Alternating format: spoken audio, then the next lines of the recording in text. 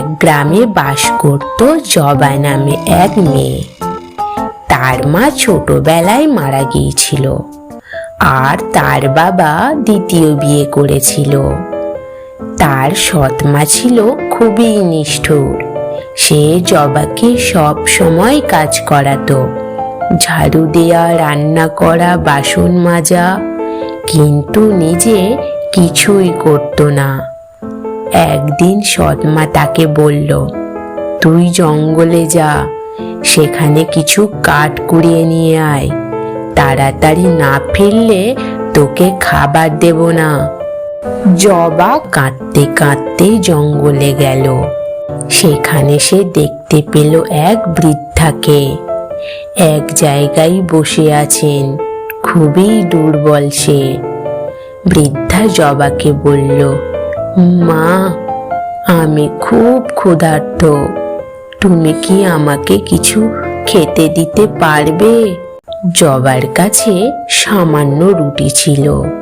সে নিজের ক্ষুধার কথা ভুলে গিয়ে বৃদ্ধাকে সেটা দিল। বৃদ্ধা খেয়ে উঠে বললেন, তুমি খুব ভালো মেয়ে, আমি তোমাকে আশীর্বাদ দিচ্ছি, তোমার জীবনে অনেক সুখ আসবে। এরপর জবা কাঠ কুড়িয়ে বাড়ি ফিরল। পথে সে দেখল এক ঝলমলে সোনার কাঠি মাটিতে পড়ে আছে। সে সেটা তুলে নিল। বাড়িতে গিয়ে দেখল কাঠি যেখানেই ছোঁয়া সেখানেই সোনা হয়ে যাচ্ছে।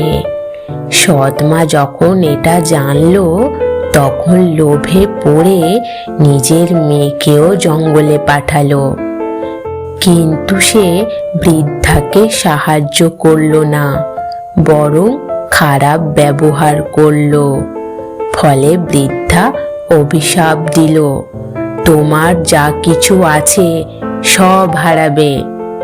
ফিরে আসার পথে মেয়েটি জঙ্গলে পথ হারিয়ে ফেলল এবং কখনো আর ফিরে আসতে পারল না। এরপর জবা তার সোনার কাঠি দিয়ে দরিদ্র মানুষের সাহায্য করল আর সুখে শান্তিতে জীবন কাটালো।